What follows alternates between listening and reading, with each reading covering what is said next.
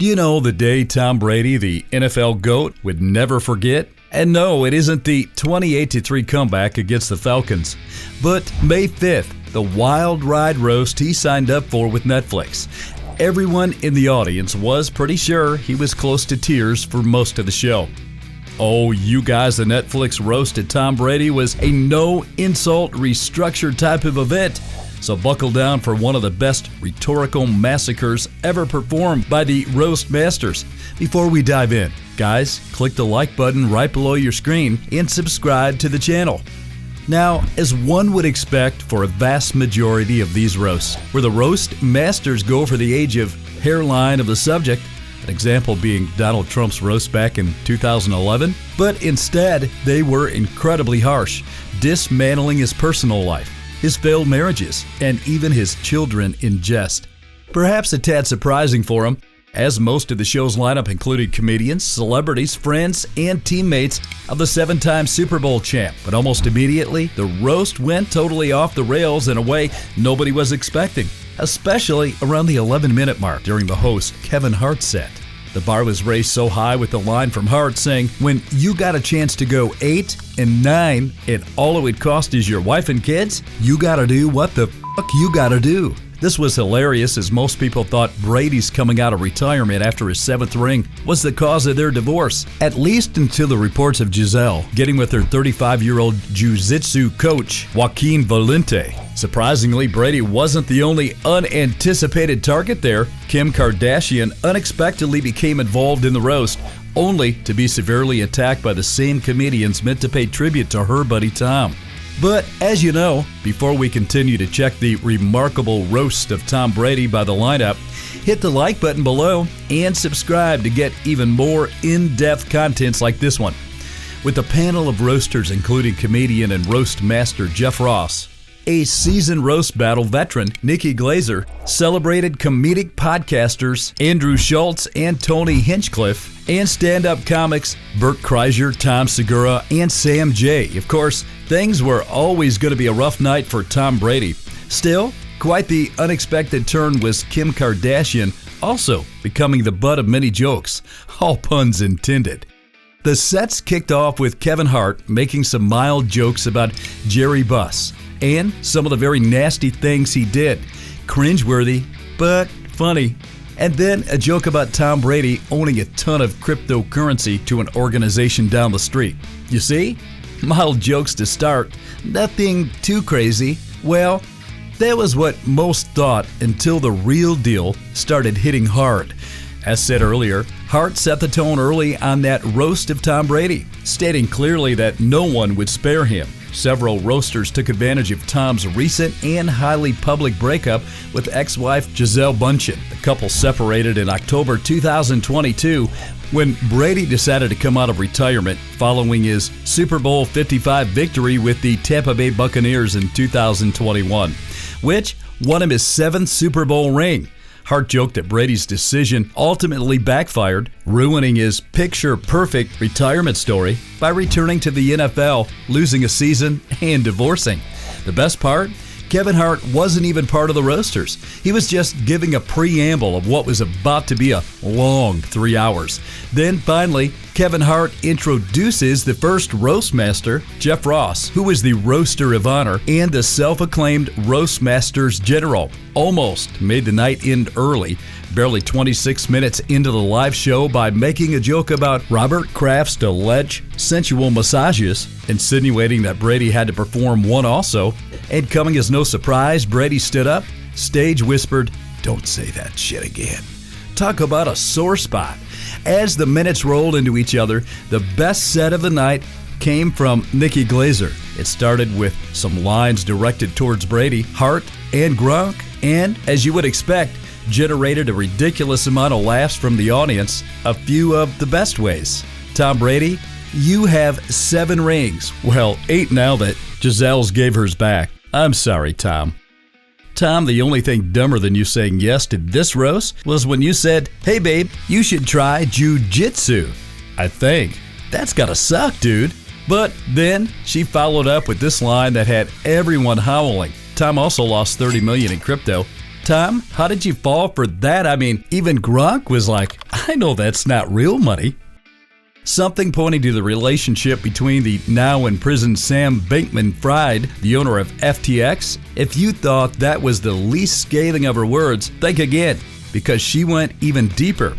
You retired, then you came back, and then you retired again. I mean, I get it. It's hard to walk away from something that's not your pregnant girlfriend, referring to Brady's ex-girlfriend, Bridget Moynihan, who he has a 16-year-old son with. Glazer is one to capitalize on moments of fame. Went on and said, your ex-wife's new boyfriend can kick your ass while f***ing hers. And one has to say that elicited more than a chuckle from the audience while making Tom more vexed. But he remained a good sport, as expected, and the show continued. But maybe he shouldn't have, as his former teammate Drew Bledsoe took the stage and delivered one of the best performances of the night.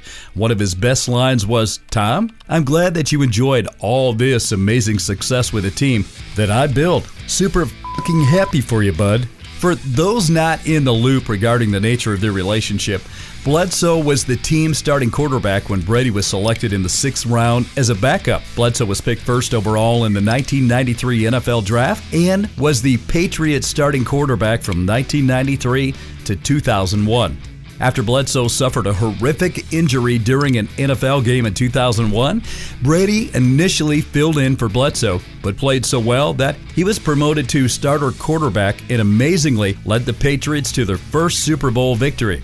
As you would expect, Brady also used this as a joke during his set, saying, I always remember where I was that fateful day in September of 2001 when tragically those two Jets slammed into Drew Bledsoe. A tricky joke using both 9/11 and Bledsoe's injury in sim-twisted dark humor. Still, it was received well by the audience, and as the whole footballing world knows it today, that injury marked the beginning of Brady's legend. But no one can disagree that Bledsoe was given a tough hand. There were also numerous jokes on the so-called Spygate and Deflategate scandals that rocked the Patriots during Brady's tenure as head coach, several of which elicited huge shouts from a live Los Angeles audience packed with Pats fans wearing the team's jerseys, and even Brady himself had one quirky joke about that. Remember Deflategate? The NFL spent $20 million and found it was more probable than not that I was generally aware that someone may have deflated my footballs. You could have just given me that $20 million and I would have just told you I fucking did it. As the show rolled into the second hour, Rob Gronkowski took the podium, and in what some would be called expected, he had issues understanding the prompter and went off script, patted himself on the back after one of his many sexually explicit jokes by announcing, I'm creative. You may think I'm a dumb piece of f***ing shit, but I truly am. I am f***ing. I meet people for a living. Obviously, I'm f***ing dumb. Is that self-derision we hear? That aside, Gronk almost fumbled a planned bit to get Brady and Belichick to drink a shot with him, then ruined things by spiking his shot glass on the floor afterward. But that was quickly remedied by Hart later, who made Kraft and Belichick share a shot on the stage. But as you may or may not know, this does not mean the bad blood between both parties have ended. And now, let's get into the favorite, not so much Kardashian, and how she managed to get some impromptu sticks. Of course, she did it again.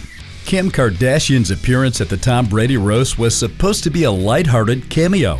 You know, the kind where she just gave her cute little speech about one or two people. However, she unexpectedly found herself in the firing line of the roasters. Despite not being the intended target, Kim inserted herself into the roast and became a subject of ridicule. At first, the audience booed the reality star when she walked to the stage, presumably taking her off guard, much apparent in the fact that she was telling Hart, I know a lot of people make fun of your height, before appearing to perform a second take at the outcry from her less than adoring fans. What was meant to be a brief appearance quickly turned into an impromptu roasting session for Kim Kardashian.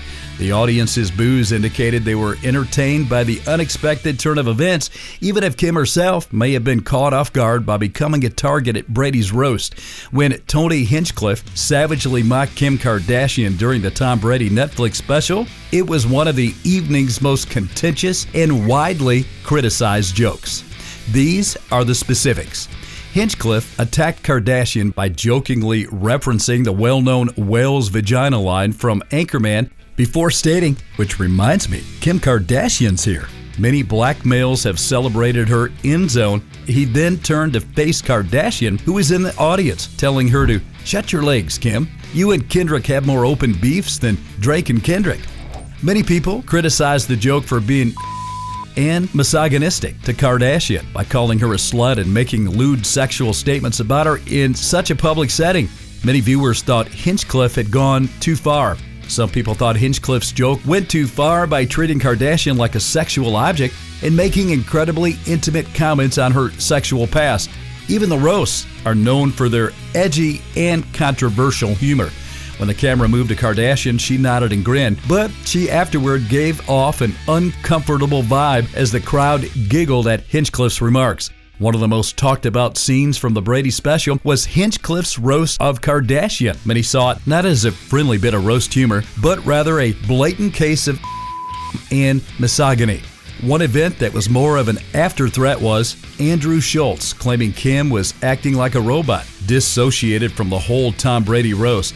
He said on his Flagrant podcast that the Kardashian sat with perfect posture for 3 hours straight. In the May 8th show, Schultz noted that they started genuinely booing her even when she was up there. She didn't crack a smile at it. She wasn't upset with it. It didn't matter.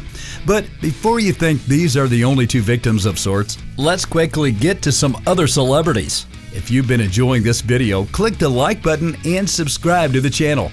Rob Gronkowski was a frequent target of jokes at the Tom Brady Roast on Netflix.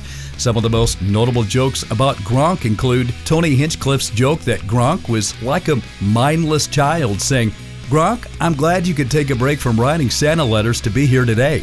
Nikki Glaser, who probably gained the most from the whole event, quipped, "Is it true that you are the first person born with CTE? Is that real?" "No, Gronk, I love you. You put the downs in touchdowns. You put the special in special teams." Andrew Schultz joked, "ACL is the only injury Gronk can spell." Glacier also joked about Gronk's intelligence regarding cryptocurrency, saying, "Tom lost $30 million in crypto. Tom, how did you fall for that?" Even Gronk said, "I know that's not real money." Julian Edelman made a crude joke comparing Gronk's manhood to Aaron Hernandez, saying, "Everyone's always asked me how big Gronk's dick is." Now, don't get me wrong, it gets the job done, but there was this other Patriots tight end. Now, he was hung. The roasters repeatedly mocked Gronkowski's intelligence and played up the dumb jock stereotype, with many jokes implying he was mentally slow or uneducated. Gronk seemed to take the jokes in good spirit. Still maintaining the family of Patriots former players and legends, Bill Belichick was the next person to get butchered on the roasting table. Bill Belichick delivered some of the best jokes at the Tom Brady Roast while also being on the receiving end of a few jabs.